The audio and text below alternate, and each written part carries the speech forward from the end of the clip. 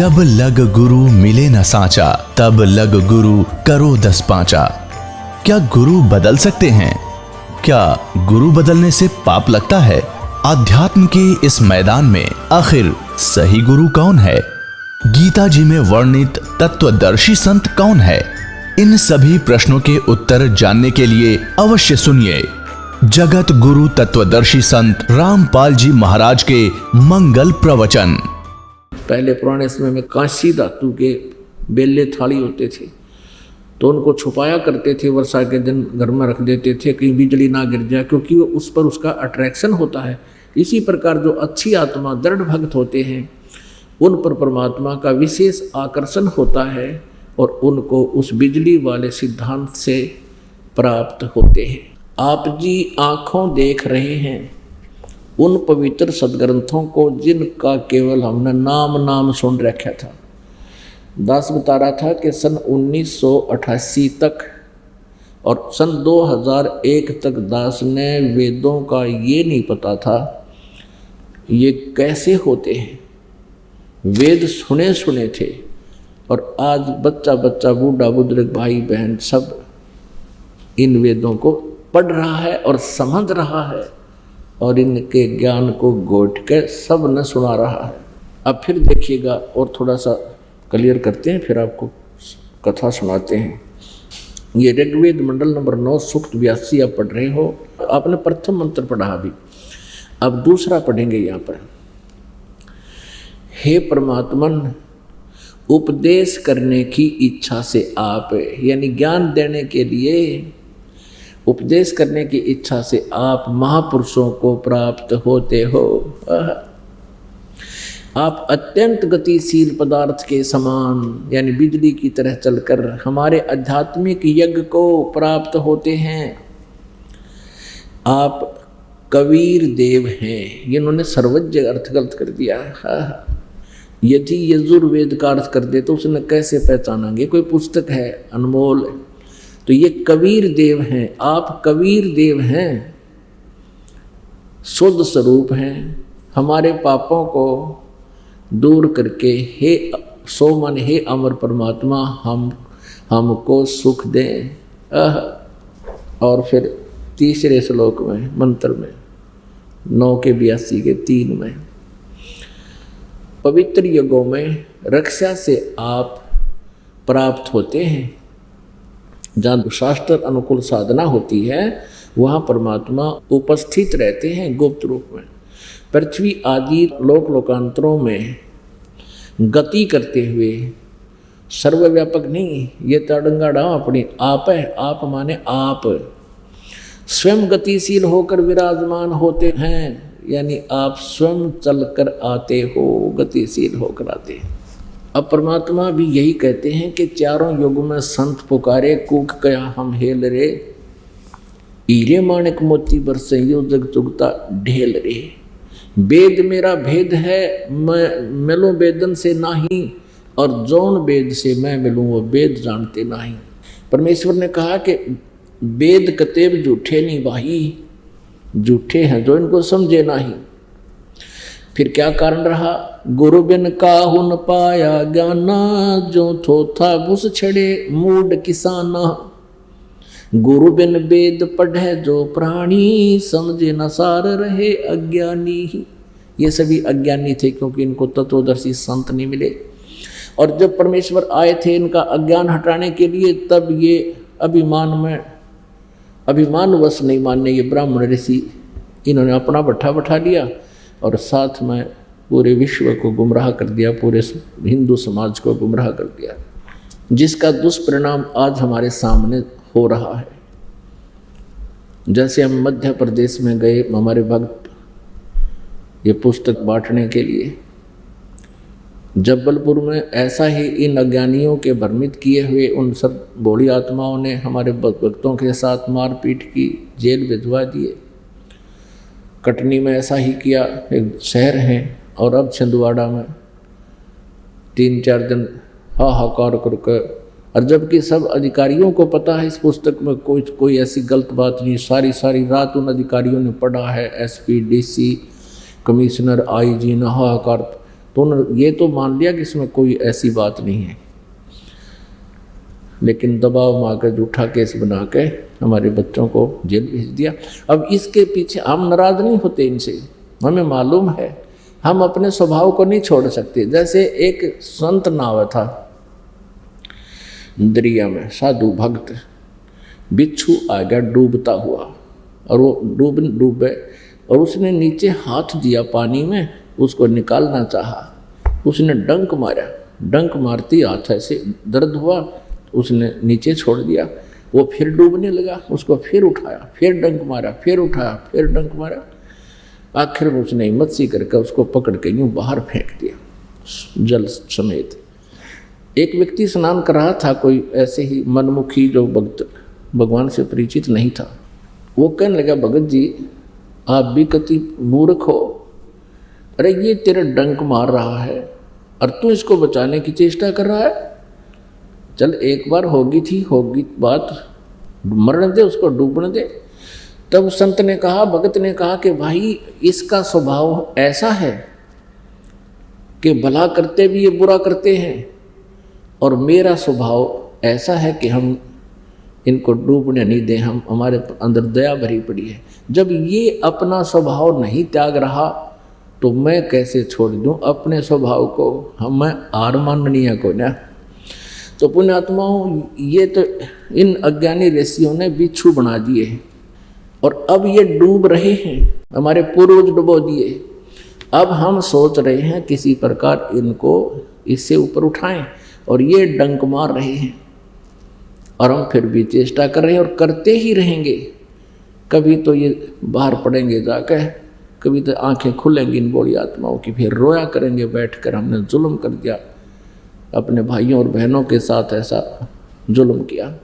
फिर पछताया करेंगे और पूरा विश्व गुण गाया करेगा उस कबीर भगवान की। ये दास वो दिन देखना चाहता है कि किस दिन आए परमात्मा के सब बच्चे, और पूरे विश्व में परमात्मा ने लिखा, कबीर परमेश्वर जी ने 600 वर्ष पहले धर्मदास से कह दिया था कि कलयुग की बिचली पीढ़ी में जब ये ज्ञान प्रचार किया जाएगा उसमें मैं आऊँगा या अपने कोई प्रतिनिधि को भेजेंगे।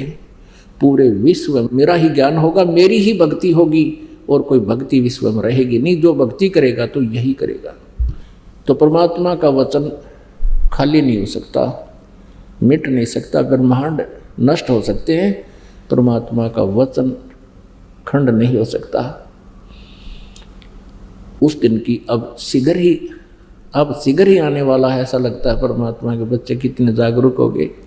10वें दिन समागम होता है, आना जाने वालों की कितनी भीड़ लगने लगी है, और वो नकली तो 6 महीना में एक बार करें, वो सारे इकट्ठे हो जाए, सोचो पता नहीं कितने का आगे। अब यहाँ बेचारे अपना टाइम सा निकाल कर आते हैं। एक समागम में कुछ परिवार के सदस्य आते हैं, दूसरे में कुछ आते हैं, तीसरे में ऐसे अपना सत्संग सुनते रहते हैं और काल के उस कोल्लू में भी खींच रहे हैं।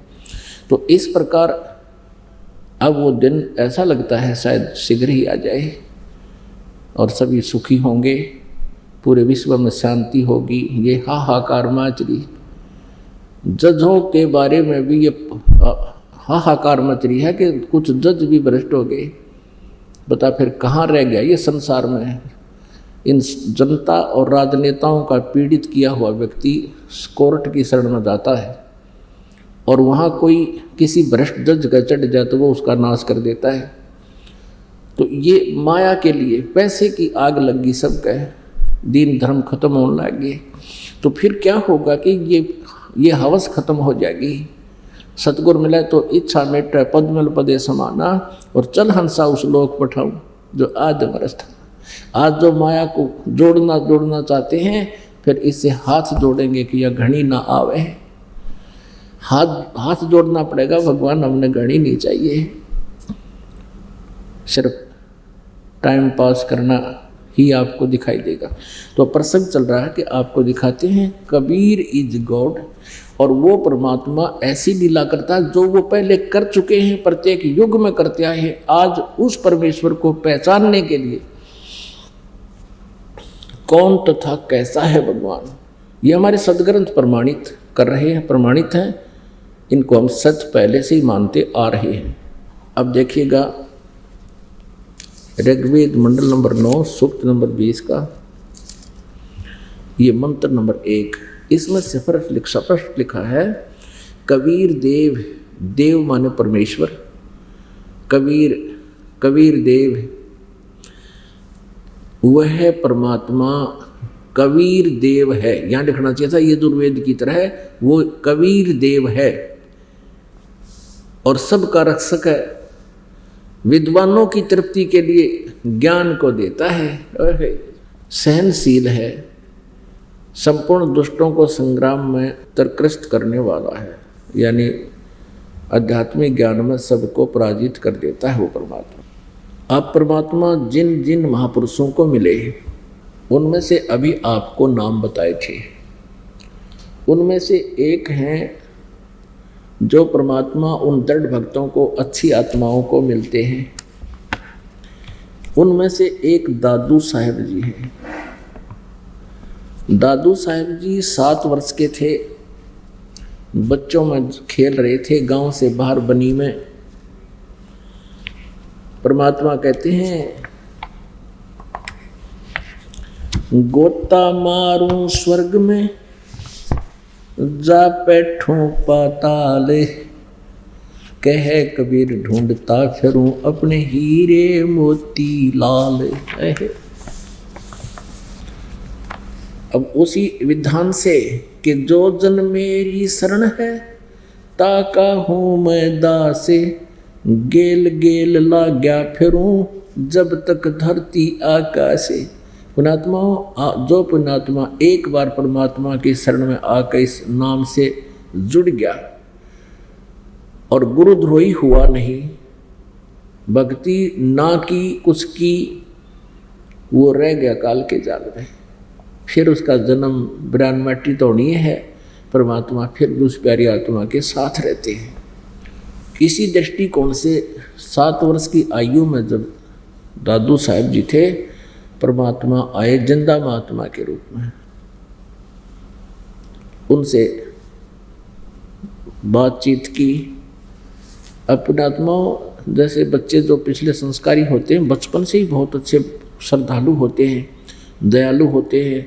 जैसे नानक साहब जी के बारे में हम सुना करते थे, पढ़ा करते थे कि उनके पिता ने सौदा करने के लिए भेज दिया, क्योंकि वो व्यापारी थे। 500-700 रुपये दे दिए और वहाँ साधुओं को भंडारे कर दिए। उनका स्वभाव होता है सर। ऐसे ही जब परमेश्वर कबीर जी आए साधु रूप में, जिंदा महात्मा रूप में, तो बालक दादू जी ने चरणों में प्रणाम किया और बहुत प्यार से उनसे बात करने लगे। आज महाराज जी बैठ जाओ, आप कौन हो, कहाँ से आए हो। फिर परमात्मा ने अपने सारी कहानी सुनाने की शुरू की। तो उस समय वो चर्चा सुनाते सुनाते परमात्मा उनकी आत्मा को निकाल कर ले गया। दादू साहब अचेत हो गए, बेहोश हो गए। गांव में आकर बच्चों ने बताया कि एक बाबा जी ने पता नहीं क्या कर दिया, बाबा जी चला गया और दादू जी, दादू राम नाम था इनका, दादू राम बेहोश हो गए। घर के उठा के लाए, घर ले आए, वैद्यों को दिखाया, सब ने जंतर मंत्र भी कर लिए, होश में नहीं आए। तीसरे दिन 3 दिन और 3 रात बेहोश रहे और तीसरे दिन परमात्मा ने उस आत्मा को वापस भेज दिया। ऊपर का सब कुछ अपनी समर्थता दिखा करके, अपना सामर्थ्य से परिचित करा के, सभी ब्रह्मांडों को दिखा करके वापस छोड़ दिया। तब दादू साहब जी ने परमात्मा की महिमा कलम तोड़ बोली है, कही है। जो जो शरण कबीर के वो तिरगे अंत अपार, दादू गुण के ताक हूँ कहते न आवे पार। कबीर करता आप है दूजा ना कोई, दादू पूर्ण जगत को हो भक्ति दरडावे सोए। पूरे जगत को दादू साहब कह रहे हैं केवल कबीर जी ही भक्ति का यथार्थ मार्ग देते हैं और किसी के पास नहीं। ठेका पूरा होवे जब सब कोई तज शरीर, दादू काल गंजय नहीं, जपै जो नाम कबीर। दादू साहब जी कह रहे हैं कि एक दिन मृत्यु तो सभी की होगी जब समय पूरा होगा, लेकिन उस समय परमात्मा का सत्य नाम, कबीर जी का यथार्थ नाम जिसके पास है, उसको काल पकड़ नहीं सकता, रोक नहीं सकता। आदमी की आयु घटे तब यम घेरे आए, सुमरण किया कबीर का दादू लिया बचाए। मेट दिया अपराध सब आ मिले चनमाही, दादू संग ले चले कबीर चरण की छाही। सेवक देव निज चरण का दादू अपना जाने, भृंगी सत्य कबीर ने है कीन्या आप समान। दादू अंतर्गत सदा छन छन सुमरण ध्यान, वारो नाम कबीर पर पल पल मेरे प्राण। सुन सुन साख कबीर की काल नवावे माथे, धन धन तीनों लोक में दादू जोड़े आठ। सुन सुन साख कबीर की, साख माने महिमा, परमात्मा की समर्थता की वाणी को सुन सुन कर, और काल का कहते माथा झुक जाता है। आए समर्थ की वाणी कौन बोल रहा है, मेरा तो नाश हो गया। इसलिए तक कबीर परमेश्वर की वाणी को इसने रिजेक्ट करवा रखा था।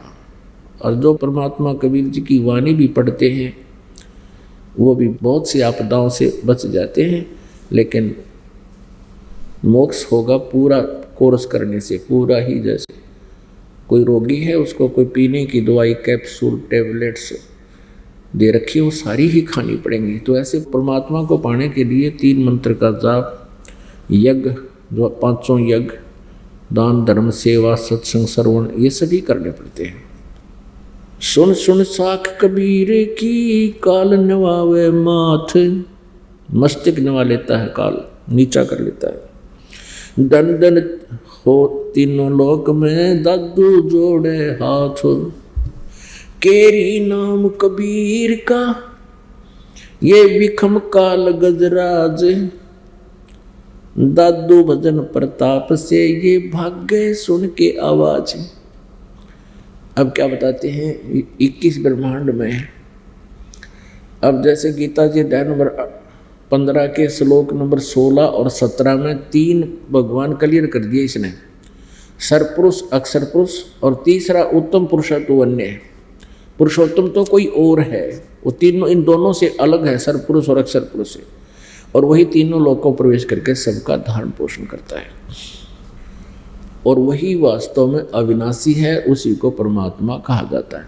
फिर 15वें जाके 18वें श्लोक में अपने विषय में कहता है कि मेरे 21 ब्रह्मांड के अंदर जितने भी प्राणी हैं उनसे मैं उत्तम हूँ, उनसे मैं तगड़ा हूँ, इसलिए मैं पुरुषोत्तम नाम से प्रसिद्ध हो रहा हूँ। लोक वेद के आधार पर, दंत कथा से मैं, क्योंकि जितने भी मेरे अंतर्गत प्राणी हैं इनसे मैं तगड़ा हूँ, इसलिए मैं पुरुषोत्तम प्रसिद्ध हो रहा हूँ। लेकिन उत्तम पुरुषत्व अन्य, पुरुषोत्तम तो कोई और है। 15 जाके 17 में मैं कति क्लियर कर दिया। तो यहाँ दादू साहेब जी का कहने का तात्पर्य भी यही है। क्या कह रहे हैं? केरी नाम कबीर का और विखम काल गजराज, दादू भजन प्रताप से ये भाग्य सुनत आवाज। जैसे हाथी कितना तगड़ा, कितना मजबूत प्राणी होता है, पशु है, और जंगल में मदमस्त घूमता है। परमात्मा कहते हैं यो काल भी छोटी माया को ना, इसने तो समझ लो हाथी है यो।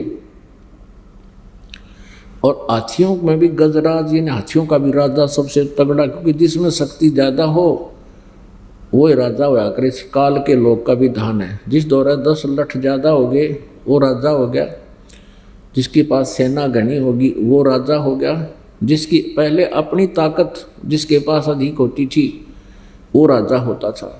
सब ने कूट छेद के अपना सीधा कर लेता, मेरे अधीन हो जाओ। तो जैसे इस काल को तो समझो हाथी अस्थि, और परमात्मा के इस नाम को मंत्र को समझो, कबीर जी को समझो बब्बर शेर केहरी। और हाथी कितना तगड़ा हो और आसपास आके शेर एक बार अपने चंगाड़ मार दे, अपनी एक बार दहाड़ मार दे, हाथी लीद कर देता है। और मुंडी गोवर भाजन की सोचा करो, आ गया पाछे थे। केरी नाम कबीर का विषम काल गजराज, दादू भजन प्रताप से ये भाग्य सुनत आवाज। ये खुद भी कहता कि मैं तो लोक वेद के आधार से पुरुषोत्तम प्रसिद्ध हो रहा हूँ। आई एम नॉट पुरुषोत्तम, पुरुषोत्तम तो कोई और है। गीता जी दैनम्राट के श्लोक नंबर 1 के उत्तर में मंत्र 3 में कहा कि वो तो परम अक्षर ब्रह्म है। वो परम अक्षर ब्रह्म जो मूल संसार रूपी वृक्ष की जो जड़ है वो है। पल एक नाम कबीरे का दादू मन चितलाए, हाथी के असवार को हो श्वान काल नहीं खावे। पुणात्मा उदाहरण दे रहे हैं दादू साहेब जी, और ऐसे सभी संतों ने बताया है जो परमात्मा से परिचित हुए, कि जिसने कबीर परमेश्वर जी की विधिवत शरण ले ली, पूर्ण संत के माध्यम से परमात्मा का प्रोटेक्शन पा लिया, जैसा आप जी को उपलब्ध है, तो आप ये समझो कि आप हाथी पर बैठ गए, आप जी हाथी पर सवार हो गए, और आपको अब कुत्तों के काटने का भय मिट गया। हाथी गांव में जाता है, हम देखा करते थे, ये आते थे दाने मांगनिए, कनक मांगते फिरते थे हाथी के साथ।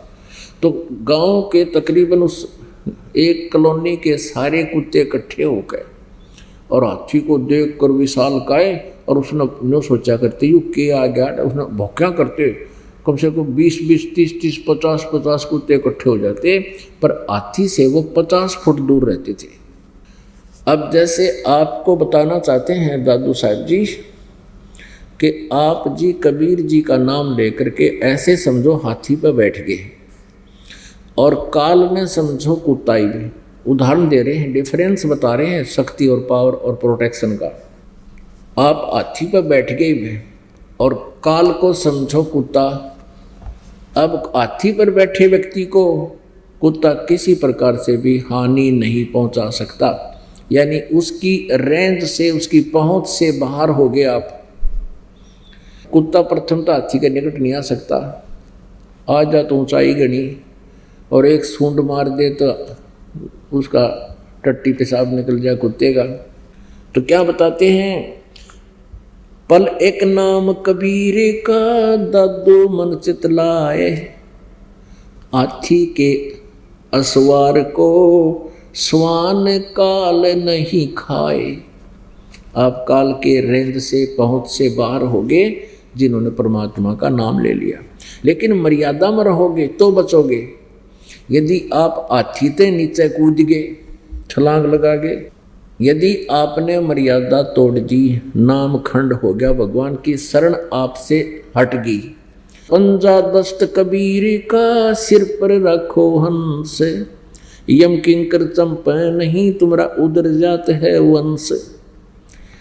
पंजा दस्त कबीर का, कबीर परमेश्वर जी के हाथ को अपने सिर पर, यानी आशीर्वाद भरा हाथ आपके सिर पर रखो, यानी मर्यादा मत तोड़ो, तो आपका भी उद्धार और आपके पूरे खानदान को, वंश को पार कर देगा परमात्मा।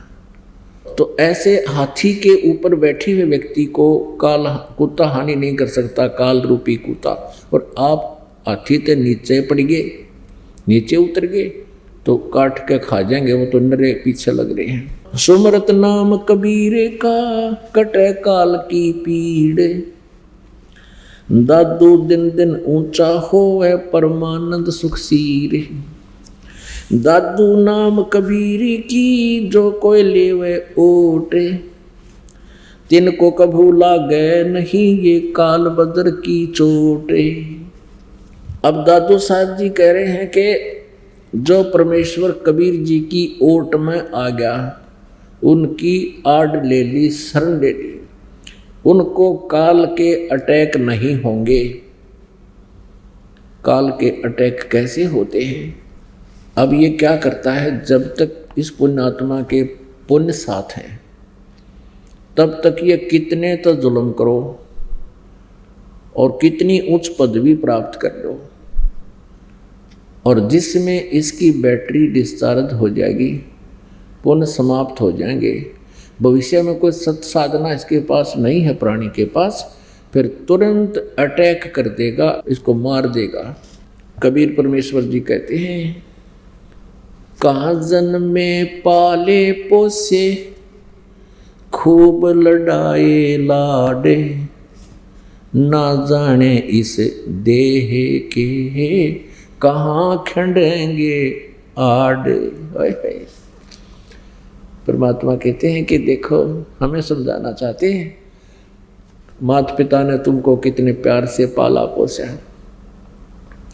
और कितने लाड किए आपके, और ना पता, और आप फिर उसी प्यार के वश इस परिवार को, संपत्ति को अपना मानते हो। परमात्मा कहते ना पता कित आड़ खंडेंगे इस शरीर के। परमात्मा कहते हैं, कबीर कहाँ गर्भियो, काल गह कर केश, ना जाने कित मारेगा भाई के घर के परदेश। आप जी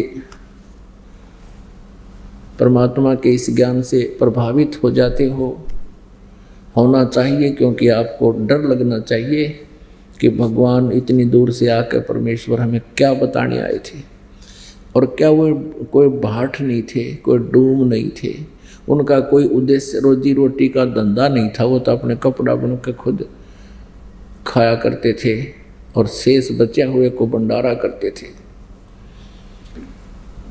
अब पुण्यात्माओं, एक आंध्र प्रदेश का मुख्यमंत्री हेलीकॉप्टर में जावा था, और हेलीकॉप्टर पता नहीं, जब बैटरी डिस्चार्ज हो जाती है इन्वर्टर की, तो फिर घोर अंधेरा हो जाता है। उसका तीसरे दिन शव मिला था, और वो जब चल रहा था हेलीकॉप्टर में, क्या क्या उम्मीदें होंगी, क्या क्या आशाएं होंगी, ऐसे कर दूंगा, जल्दी चलता हूँ, ऐसा करूँगा, ऐसा करूँगा। परमात्मा की ये वाणी याद रखनी चाहिए कि कहाँ जन्मे पाले पोसे, खूब लड़ाए लाड, ना जाने इस देह के, कहाँ खंडेंगे हाड। ऐसे ही करना। अरुणाचल का मुख्यमंत्री पीछे से, उसकी तो मेरे ख्याल 6-7 दिन में लाश पाई, वो भी ऐसे मृत्यु को प्राप्त हुआ। ऐसे एक पोलैंड देश का पूरा मंत्रिमंडल, कैबिनेट, जिसमें 96 आदमी थे, प्रधानमंत्री तक एक एयर क्रैश में, जहाज के एक्सीडेंट, हवाई जहाज के एक्सीडेंट होने से सारे मर गए। और उससे पहले वो के कुफर तोल रहे होंगे, कितना न सता रहे होंगे, पता नहीं के उम्मीद लगा रहे होंगे। तो यहाँ परमात्मा हमें याद दिलाते हैं, कबीर कहाँ गर्भियो, काल गह कर केश। कहते काल तेरे बाल पकड़ेगा, और पकड़ कर बाल सिर के पता नहीं कित पटकेगा ठाके, ना जाने कित मारेगा यो, क्या घर क्या परदेश। करा कित ठोक देगा। जब सांस पूरे होंगे, वहीं 1 सेकंड का भी समय आपको काल नहीं देगा। और जिस समय आप परमेश्वर कबीर जी की शरण में आ जाओगे, ये वज्र है काल के। वज्र माने ये भयंकर हथियार, तीर। जब लग हंसा हमरी आना, काल लगनो तेरा बाण। जब तक हंस तू मेरी आन कान में मर्यादा में रहेगा, तब तक इस काल का अटैक मेरी आत्मा पर नहीं हो सकता। तब तक तेरा ये काल के ये चोट काल नहीं मार सकता आपके, जो इस तरह ये मार रहा है। तो यहाँ दादू साहब जी क्या बताते हैं, दादू नाम कबीर की जय कोय लेवे ओटे, तिनको कभू लागे नहीं काल बजर की चोटे। किसी का बेटा मार दिया, किसी बेटी मार दी, ये घटना नहीं घटने देगा। नियत साबत से मर्यादावत आधीनी पूर्वक सत साधना करते हुए दान पुण्य करते रहेंगे परमात्मा की मर्यादा अनुसार, तो ये घटना परमात्मा नहीं घटने देता। हम गलती कर देते हैं, थोड़ा सुख होते ही हम भूल जाते हैं, परमात्मा के नियमों का उल्लंघन कर जाते हैं लोक लाज में आके। अब किस प्रकार हमने साधना करने से परमात्मा कबीर जी हमारी मदद करेंगी। तन मन शीस ईस अपने पे, तन मन शीस ईस अपने पे, पहलम चोट चढ़ावे जब कोई राम भगत गत पावे हो जी, जब कोई राम भगत गत पावे हो जी। यानी परमात्मा से लाभ लेना है ना, तो तन मन शीस ईस अपने पे, पहले में चोट चढ़ावे। अब तन मन शीस ईस कैसे चढ़ाना होता है। एक संत था, उसने अपने शिष्यों को रोज शिक्षा देता था, भाई गुरु जी के आदेश का पालन करना चाहिए, वो भगत सही है, और जो गुरु की आज्ञा का उल्लंघन करता है, अवहेलना करता है, उसकी भक्ति नाश हो जाती है। अब जिन भक्तों ने घर त्याग दिया, परमात्मा के लिए आगे हैं, तो गुरु जी के आदेश का पूर्ण पालन ही करते हैं, वो फिर अग्रम मग्रम बकवादों में नहीं बढ़ते हैं। ऐसे कुछ भक्त आश्रम में रहते थे उस गुरु जी के साथ, और उनको वो शिक्षा दिया करता था, भाई जो गुरु वचन पर डट गे रकट गे फंद 84 के, भाई जो गुरु वचन पर डट गे रकट गे फंद 84 के, कट गे फंद 84 के, रकट गे फंद 84 के, भाई जो गुरु वचन पर डट गे रकट गे फंद 84 के, वस्तु मिले ठोड़ की ठोड़ मिटगी मन पापी की दौड़, वस्तु मिली ठोर की ठोर मिटगी मन पापी की दौड़, भरम मिटे मथुरा काशी के, भरम मिटे मथुरा काशी के, भाई जो गुरु वचन पर डट गे रकट गे फंद 84 के। अब ऐसी शिक्षा देकर उन भक्तों को थोड़ी सी देर बाद पीछे कहता है वो गुरु जी कि अभी आ जाओ बच्चों, मेरी एक आज्ञा है तुम्हारे लिए। अब बोलो गुरुदेव क्या है। कि मेरे सिर में 5-5 जूते मारो। अब गुरु परमात्मा के तुल्य, गुरु से जो व्यवहार भगवान से माना जाता है।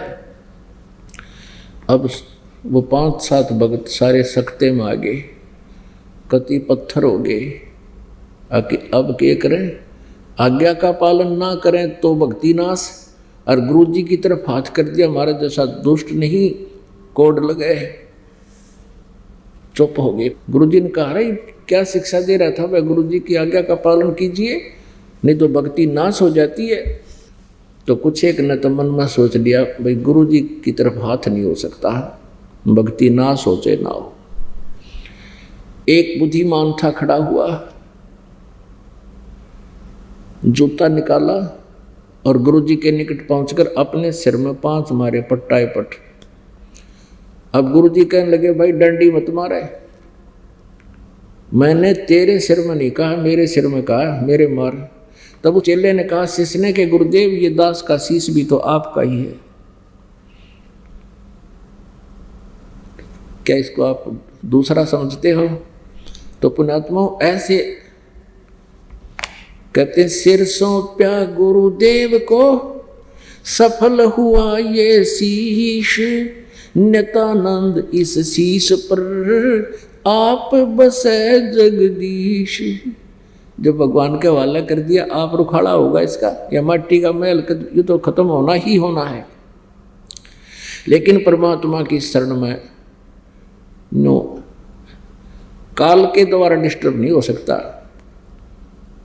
जब परमात्मा चाहेंगे तभी आपको यहाँ से लेकर चलेंगे, निकाल का ब्योत नहीं आपने खत्म कर दिया, मार दिया। जम जो राजा से डरे और मिटे कर्म के लेख, अदली असल कबीर हैं ये कुल के सतगुरु एक।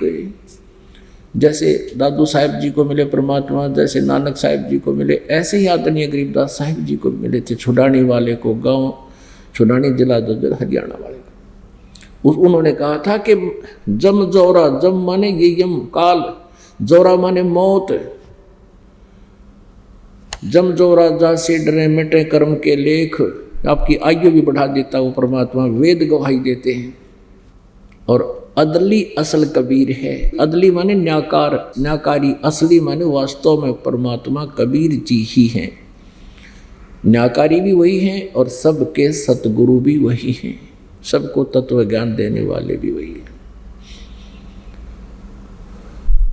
काल जो पीसे पीसना ये जोरा है पनिहारे, ये दो असल मजदूर हैं मेरे सतगुरु के दरबारे। काल डरे करतार से जय जय जय जगदीश, ये जोरा जोड़ी झाड़ता पगरज डारे शीश। गरीबदास जी कह रहे हैं मेरे कबीर भगवान के दरबार में ये मौत और ये काल दोनों मजदूर हैं उसके आदेश बिना ये हमारे आपकी तरफ झांक भी नहीं सकते। कहते हैं काल तो पीसे पीसना, यानी एक मजदूर जैसे गुलाम होते थे साहूकारां के, आटा पीसा करते थे और कोई पानी भरा करते थे कुओं से ला करके, तो ऐसी स्थिति में कहते हैं ये काल और ये मौत जो ऐसे ऐसे राजाओं को खा जाती है, जो निराधार घूमते हैं, भगवान की शरण जिनको नहीं है, वो कहते हैं मेरे कबीर परमात्मा के दरबार में ये उसके असली मजदूर हैं। और काल डरे करतारते, ये गीता जी अध्याय नंबर 11 के श्लोक नंबर 32 में कहता है कि मैं काल हूँ, सबको खाने के लिए आया हूँ। ये 21 ब्रह्मांड का स्वामी ब्रह्म है, श्री कृष्ण जी में प्रवेश करके बोल रहा है। तो ये काल कहते हैं कबीर परमात्मा से डरता है। जैसे अभी आपने उपमा सुनी दादू जी की वाणी के माध्यम से, केरी नाम कबीर का और विखम काल गजराज, दादू कबीर के नाम ते भजनते और भाग्य सुनता आवाज।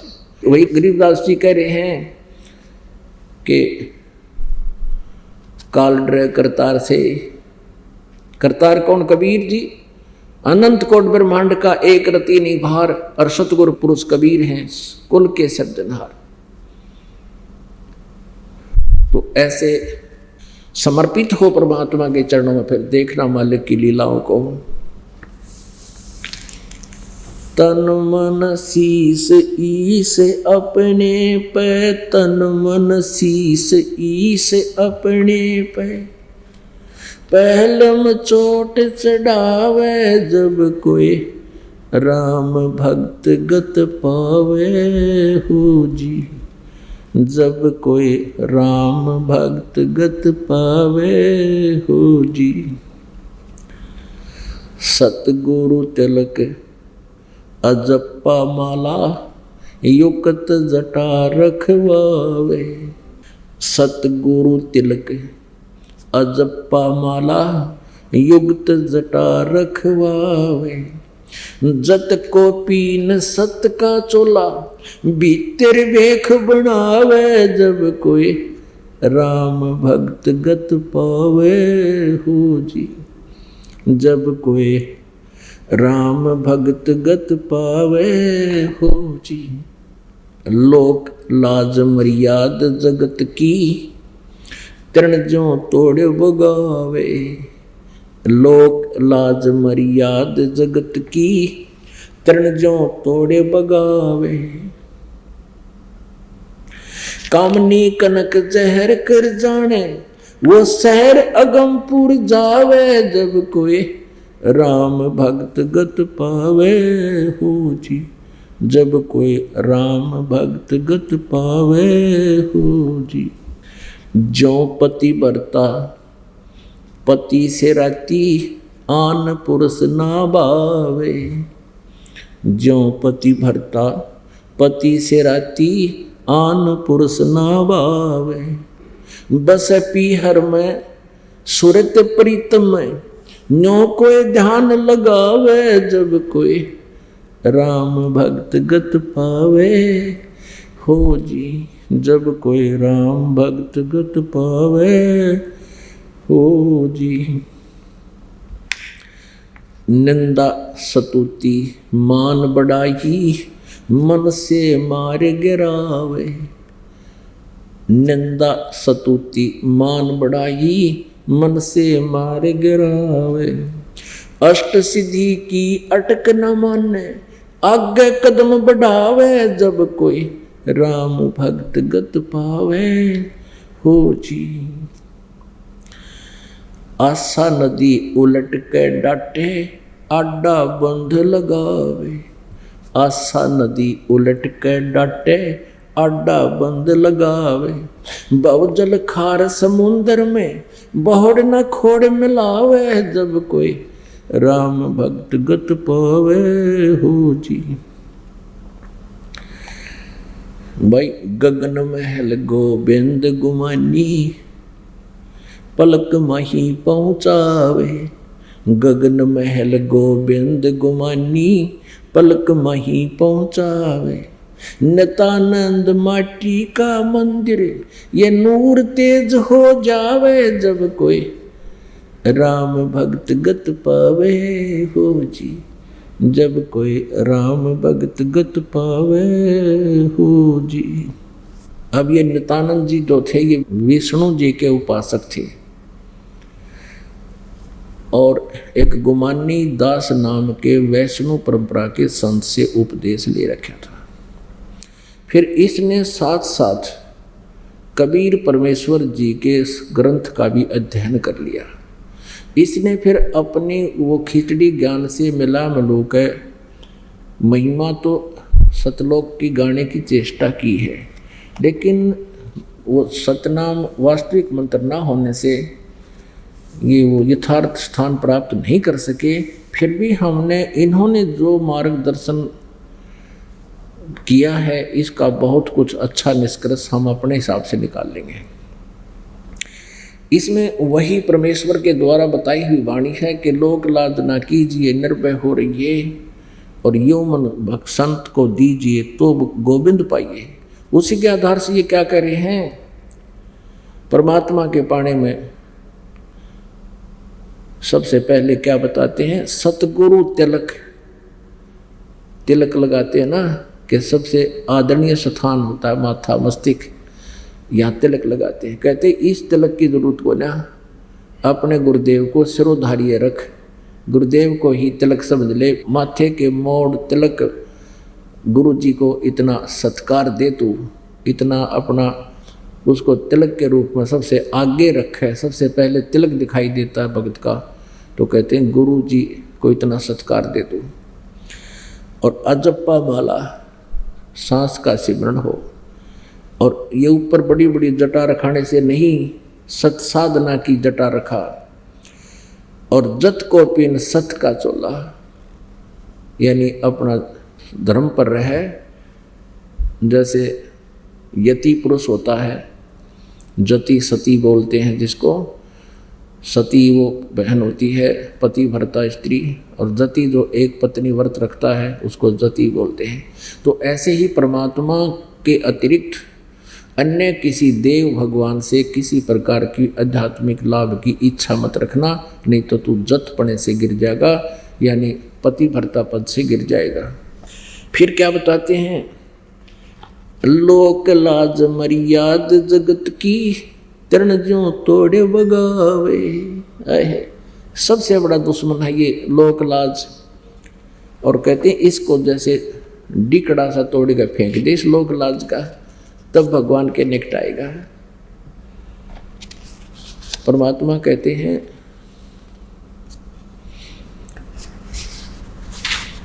कुलकर्णी के कारण अंसा गया बिगो, यानी कुल की लोक लाज के कारण इसने नाश कर लिया, अपनी भक्ति संभाली नहीं।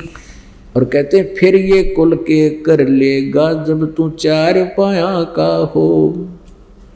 आज तो लोग लाज माँ के मरी नहीं छोड़ता पिछली पूजाओं को, साधनाओं को, घरवाले क्या कहेंगे, रिश्तेदार क्या कहेंगे। कहते फिर यू कुल तेरी के मदद करेगा जब तू चौपाया पशु बन जाएगा, ये कुछ नहीं मदद करेगा।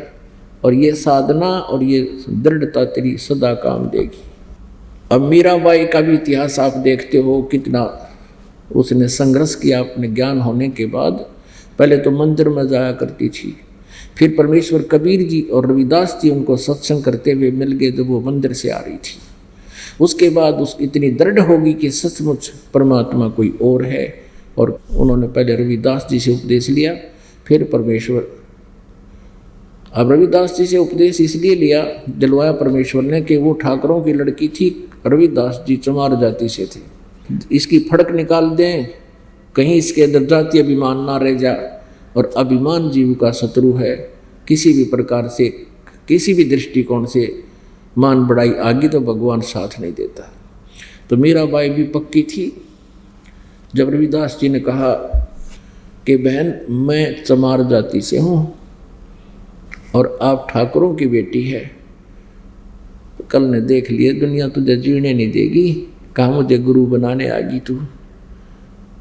तो मीराबाई ने कहा कि उन महात्मा ने कहा, वही थे कबीर साहब, दोनों उनकी लीला, कबीर जी की लीला थी, बोली बतलाई बात थी। उन्होंने कहा है, और महाराज जी मैं कच्चे काम नहीं करती, आप मेरे पिता मैं आपकी बेटी, मेरा नाम दे दो, बाढ़ में जाओ, ये समाज और कुल है। तो पुणात्माओं न्यो बना कर बात। फिर वो उपदेश लेकर के सत्संग, क्योंकि परमात्मा आते थे उस नगरी जहाँ वो ब्याह रखी थी, उसका पति मर गया था, वो तो नेक आदमी था पहले, वो उसको मना नहीं करता था, मंदिर में जाती थी। लेकिन उसके देवर ने इस दृष्टिकोण से कति प्रतिबंध ला दिया कि तू घर से नहीं निकलेगी, दुनिया थूकेगी हमारे को कि तुम्हारी भाभी बाहर जाती है, उसका पति सिर पे है नहीं।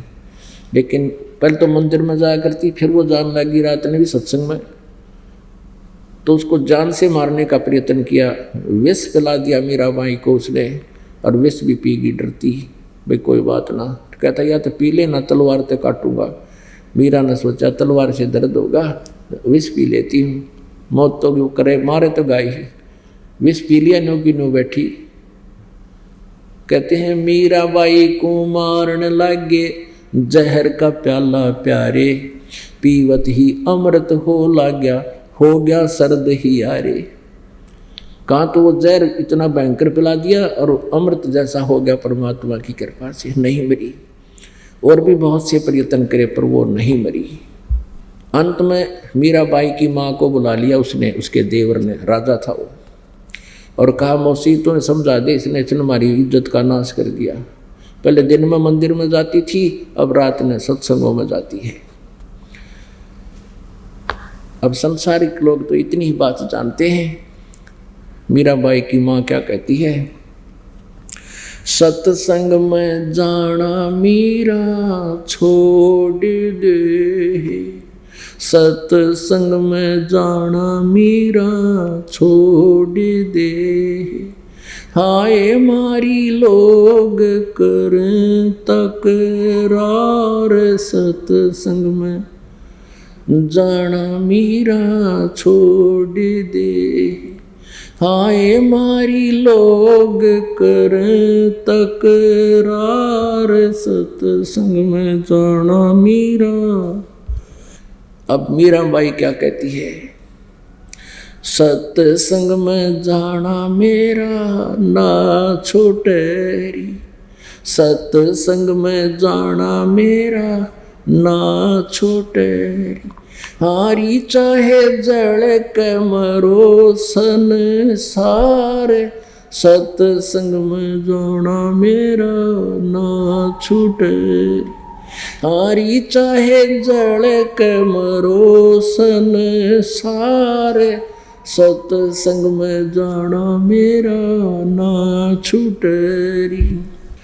तेरे सत्संग के राह में, थारे सत्संग के राह में, आए वहाँ पर रहते हैं काले नाग, कोई कोई नाग तन डस ले वही। आए वहाँ पर रहते हैं काले नाग, कोई कोई नाग तन डस ले वही। जब सतगुरु मारे मेरे करेरी, जब सतगुरु जी की मेरे होएरी, हारी व तो सर्प गंडे वे बने जाव, सत्संग में जाना मेरा ना छूटेरी। हारी व तो सर्प गंडे वे बने जाव, सत्संग में जाना मेरा ना छूटेरी। थारे सत्संग के राह में, थारे सत्संग के राह में, आए वहाँ पर रहते हैं बबरी शेर, कोई कोई शेर तन खा ले वे। आए वहाँ पर रहते हैं बबरी शेर, कोई कोई शेर तन खा ले वे। जब गुरु मारे मेरे करेरी, जब गुरु मारे मेरे करेरी, हारी व तो शेरों के गिदड़ बने जाओ, सत्संग में जाना मेरा ना छूटेरी। हारी व तो शेरों के गिदड़ बने जाओ, सत्संग में जाना मेरा ना छूटेरी। थारे सत्संग के बीच में, थारे सत्संग के बीच में, आए वहाँ पर रहते हैं साधु संत, कोई कोई संत तन लेर में। आए वहाँ पर रहते हैं साधु संत, कोई कोई संत तन लेर में। तेरे री मन में माता पाप है री, तेरे री मन में माता पाप है री, संत मेरे माँ बाप है री, संत मेरे माँ बाप है री। हारी व तो कर देंगे बेड़ा पार, सत्संग में जाना मेरा ना छूटेरी। अब आखिरी चोट मारे हुआ माँ, वो तो जाते चमार है ही, वो तो जाते चमार है ही, इसमें हमारी हार है ही। वो तो जाते चमार है ही, इसमें हमारी आर है ही। तेरे री लिख माता चमार है री, तेरे री लिख माता चमार है री। मेरा सिरजन आर है री, मेरा सिरजन आर है री। हारी वो तो मीरा के गुरु रविदास, सत्संग में जाना मेरा ना छूटेरी। हारी व तो मीरा के गुरु रविदास, सत्संग में जाना मेरा ना छूटेरी। अपन आत्मा इस सतिथि में एक दिन आना पड़ेगा अपने। लोक लाज मर्यादा जगत की और तिरण जो तोड़ बगावे। और गुरु जी को जैसे मीराबाई ने उसकी माँ ने आखिरी अटैक कर दिया कि वो तो चमार है बेटी और हम जो ना बड़े ठाकुर हैं, तब ने बोली तेरे लेख चमार होगा, मेरा तो भगवान है। परमात्मा भी कहते हैं गुरु मानुष कर जानते ते नर कहिए अंध, और महादुखी संसार में फिर आग गई उनकी। बोलो सतगुरुदेव।